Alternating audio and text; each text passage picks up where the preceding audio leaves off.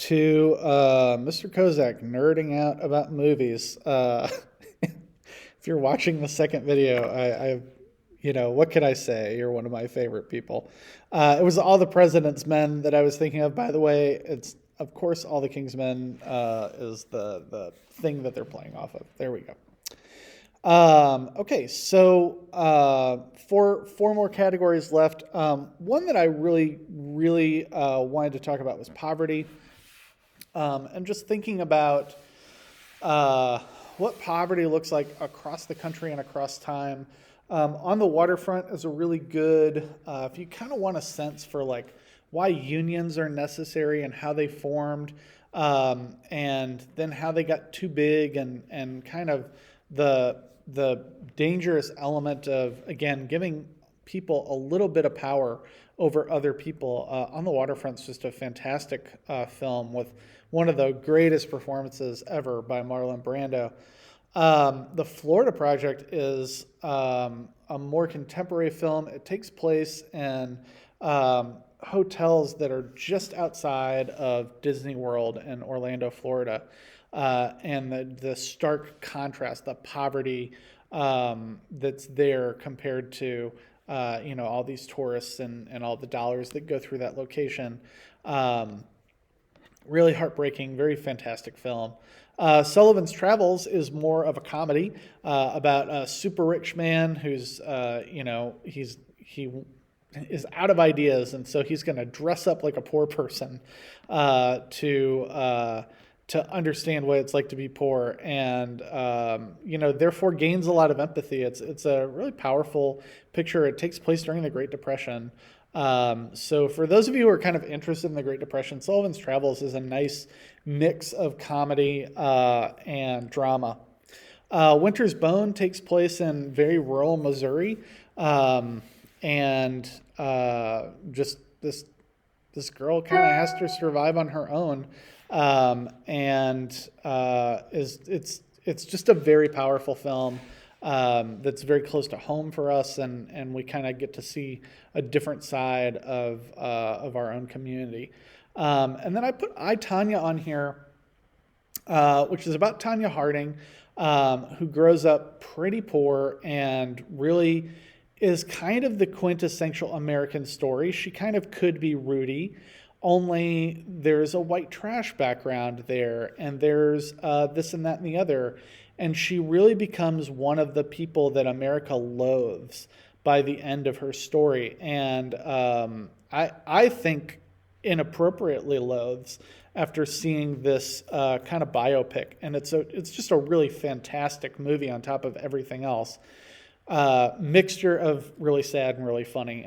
So definitely, this is my favorite category that I put together. Just thinking about poverty and kind of what it does and what it is in America, especially for any of us who have really never had to deal with poverty, not in a real way.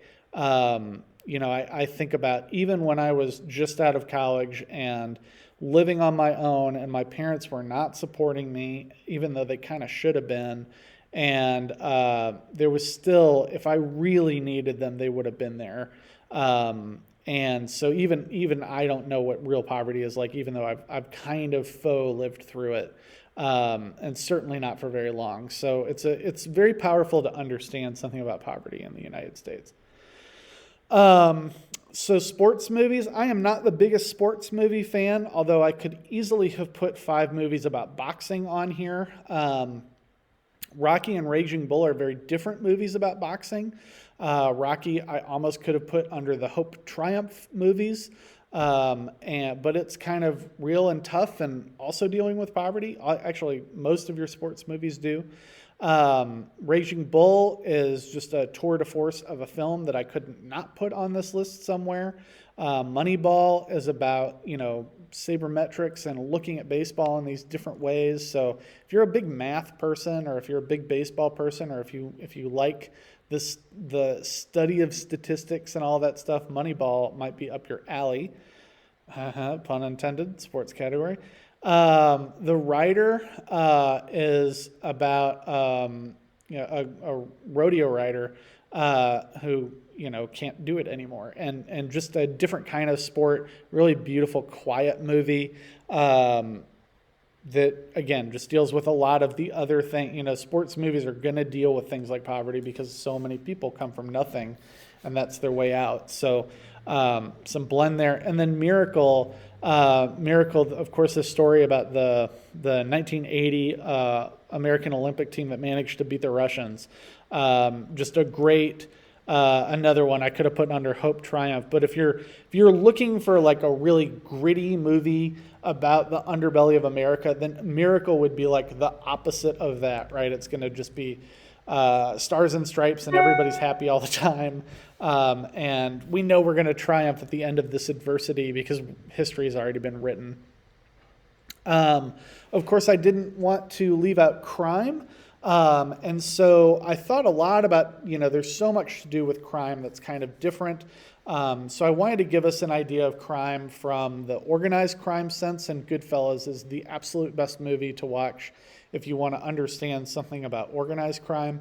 And kind of a Great Gatsby story, actually. Maybe not the romance part, but certainly the wild ambition part. And we talked about, what if Gatsby was a drug dealer? Well, we're going to look at drug dealers here, organized crime drug dealers, and what does that look like? Great, just kind of taking down the gritty American dream.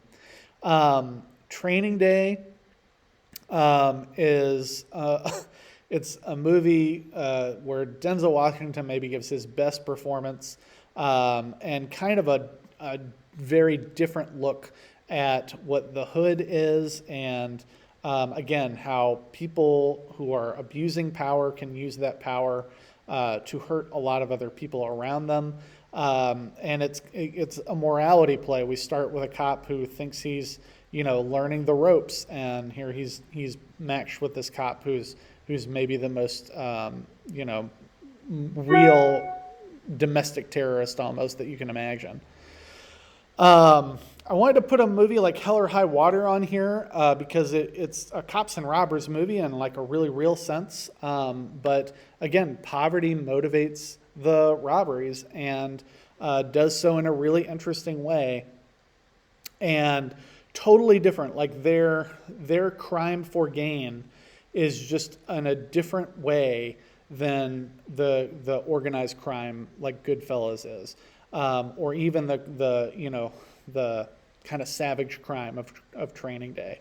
In a lot of ways, it's the same reason I put A Simple Plan on here, which is people who do not want to be criminals who commit a criminal action and then get caught up into it, which is just another way that we kind of get in there. And then I wanted to put a good con movie on here. And so I Love You, Philip Morris is a really interesting con movie where Jim Carrey plays this maybe bisexual, but probably homosexual man who is just really good at conning people out of their money, and then gets caught, and then finds love in prison, and it's just that becomes a beautiful part of the story. But also his just how he cons people is so interesting, and again, kind of getting to the root of a lot of American problems, but in a really fun and kind of vibrant and interesting way. So I Love You, Philip Morris is like a really happy crime movie. And then I am not a big fan of horror movies, but, I had to put Get Out on here somewhere. It's really good at getting to a lot of, our racial horror. And then, I wanted to put The Shining on this list too. And I was like, well, I guess I'm making a horror list.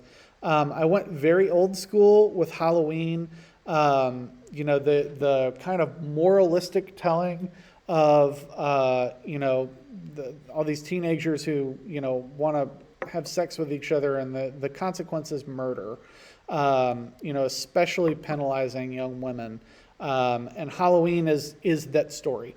And that story got replicated a whole lot. So I thought, we might as well go to the roots on a story like this.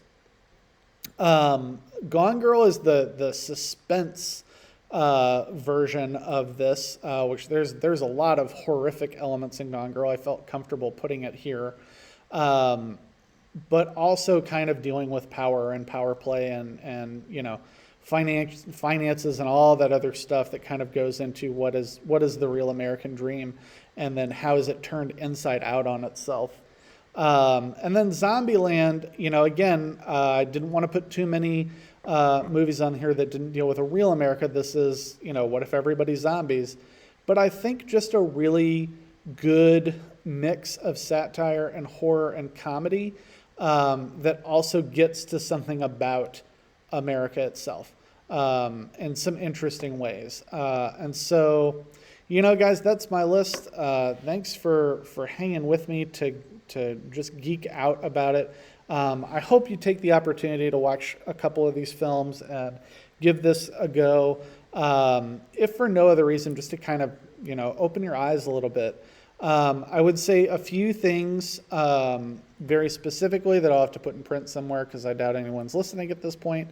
One is, if your book is on this list, just wait to read your book until you're done. Wait to watch the movie until you're done with your book, and maybe even a little after that. And if you've already watched one of these movies, take the opportunity to watch something different.